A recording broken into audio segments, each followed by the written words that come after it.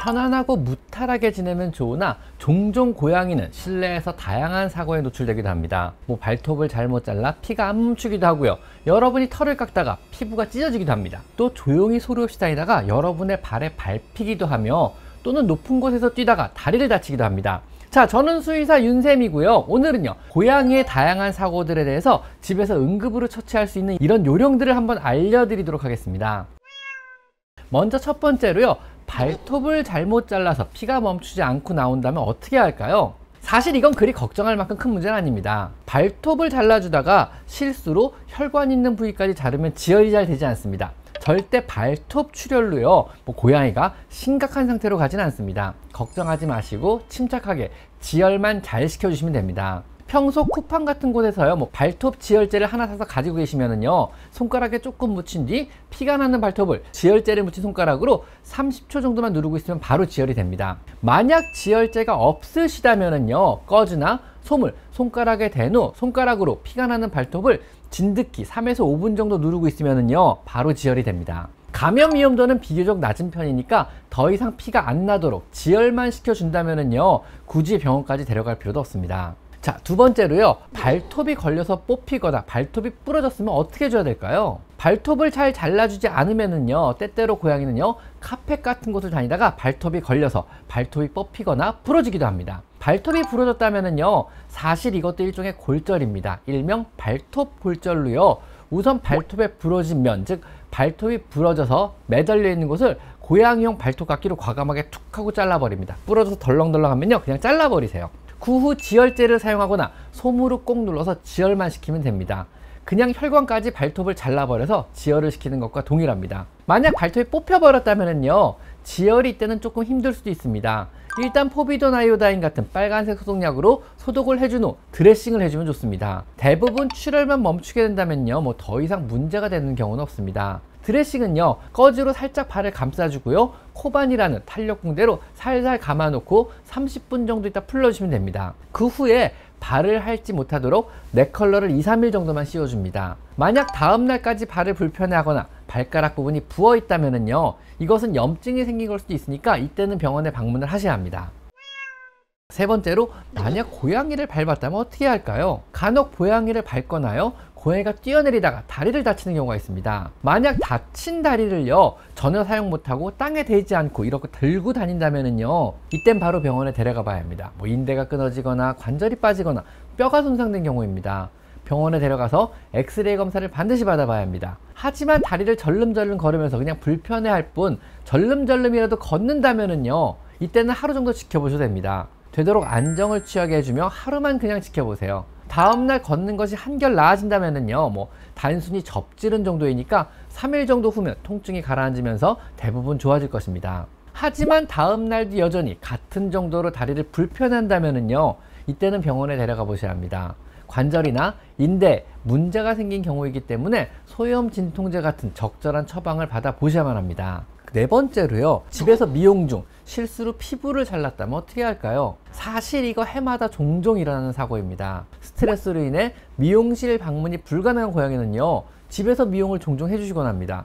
하지만 털 관리가 잘 안 된 고양이는요, 털이 심하게 뭉치게 되고요, 이 엉킨 털을 미용하는 과정에서 종종 피부가 잘리기도 합니다. 엉킨 털보다요, 피부가 훨씬 부드럽고 약하기 때문에 감각이 없어서 많이 일어나는 흔한 실수 중 하나입니다. 이 경우는요, 사실 상처가 작아 보이던 커 보이던 무조건 병원에 데리고 오셔야 합니다. 미용 가위나 클리퍼로 인한 피부 손상은요, 여러분의 생각보다 굉장히 크게 일어나고요, 생각보다 넓은 부위에 걸쳐 생기기 때문에 수술이 필요한 경우가 대부분입니다. 상처가 감염되지 않도록 빨간 약이라고 부르는 포비돈 아이오다인이나 핑크빛의 클로렉시틴 같은 소독약을 뿌려주시고요, 어떤 경우에도 절대 투명한 종류의 과산화수소수나 알코올을 뿌려서는 안 됩니다. 그 후 상처가 더 벌어지거나 출혈을 방지하기 위해서 탄력붕대나, 혹시 탄력붕대가 없다면요, 깨끗한 수건으로 몸을 감싼 후에 병원으로 빠르게 데려옵니다. 경험상 가위를 사용한 절상은요, 10cm 이상인 경우가 많았고요, 일자로 똑바른 형태로 찢어지지 않고요, V자 형태로 찢어지는 경우가 많아서 수술 부위가 대체로 작지 않았습니다. 만약 저녁에 사고가 나서 다음날 아침까지 기다려야 한다면요, 그냥 소독 후 편의점에 가셔서 탄력 붕대로 몸을 감싸 놓은 뒤 다음날 병원에 데려가시면 됩니다. 절대 사람용 진통제를 먹이시거나 순간 접착제를 사용해서 임시로 붙여놓는 이런 행동을 하셔서는 안 됩니다. 피부 절상은요, 사실 출혈이 그리 심하지 않기 때문에 몇 시간 후에 병원을 방문해도 생명에 위협이 되는 경우는 별로 없습니다. 하지만 아프기 때문에 빨리 갈 수 있으면 최대한 빨리 병원에 방문하실 것을 권장드립니다. 자, 다섯 번째로 발톱이 발바닥에 박혀서 발바닥에서 피가 나는 경우는 어떻게 해야 될까요? 종종 싸나운 고양이는요, 여러분이 집에서 발톱을 관리해주기 쉽지 않기 때문에 한정없이 자라기도 합니다. 이 한없이 자란 발톱은요, 점점점 동그랗게 구부러지며 발바닥을 뚫고 들어가는 경우가 종종 있습니다. 이 경우 동물병원에 데려가시면은요, 당연히 쉽게 처리가 가능하나 고양이가 병원 가는 것을 거부하거나 잡기가 힘들다면요, 집에서 응급처치를 해야 합니다. 우선 뚫고 들어가 상처 입은 발바닥 면에 포비던을 뿌려서 소독을 충분히 해줍니다. 그 후에 고양이용 발톱깎이로 발톱에 혈관이 없는 곳을 뚝 하고 잘라버립니다. 그리고 잘린 발톱 중에 박힌 부분을 뽑아버리시면 됩니다. 발톱 뽑은 자리는요, 약간의 출혈과 염증이 당연히 있을 것입니다. 주사를 맞고 약을 먹으면 금방 좋아지겠으나 병원 방문이 어려워 그것이 힘들다면요, 매일 아침 저녁으로 포비던으로 소독을 해줍니다. 심하지 않다면은요, 할지 못하게 네클라를 씌워주시고요, 소독만 잘 해주셔도 3에서 5일 이내에 그냥 좋아지게 됩니다. 하지만 다음날까지 다리를 절거나 발이 부어있다면은요, 염증이 심하게 생긴 거니까 그땐 병원에 방문을 하셔야 합니다.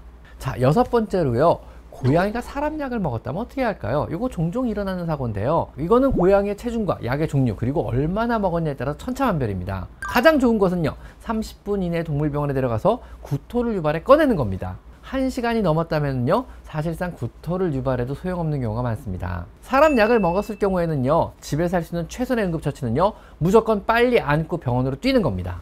가서 먹은 약의 껍질을 보여주고 어떤 약을 얼마나 먹었는지를 굉장히 구체적으로 알려주셔야 합니다.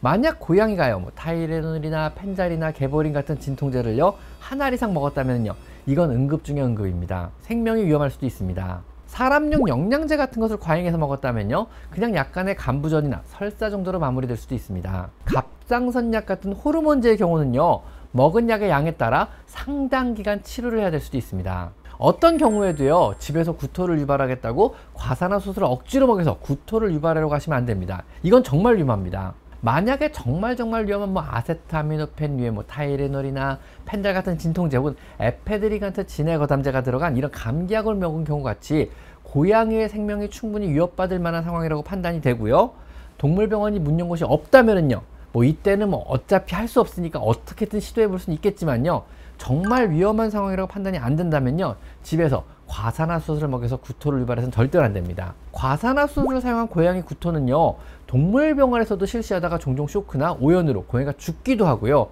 혹은 구토 유발에 성공했다고 하더라도요, 위염이나 식도염 그리고 기관지염, 인후두염, 엄청난 구내염으로 한동안 심각한 치료를 받아야만 할 수도 있습니다. 집에서 하는 구토 유발은요, 생각보다 굉장히 위험합니다.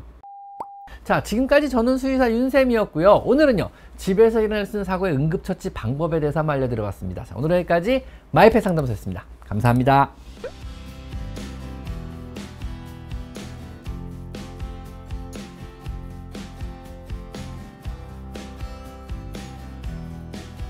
제 채널에서 이곳 스토어를 클릭하시면 제가 추천하는 여러 고양이 용품들을 구입할 수 있습니다. 제가 엄선한 믿을 수 있는 사료와 간식 그리고 용품을 모아놓았으니 참고하시면 많은 도움이 될 것입니다. 제 채널에 들어가셔서요, 요 돋보기 모양을 클릭하시고요, 여기다가 여러분이 궁금한 것을 치면은요, 관련체 영상이 뜨게 되어 있습니다. 여러분의 대부분의 질문, 대부분의 궁금증은 제가 이미 1000여 가지 영상으로 만들어 놨으니까 제 채널에 오셔서 한번 영상을 찾아보세요. 아셨죠?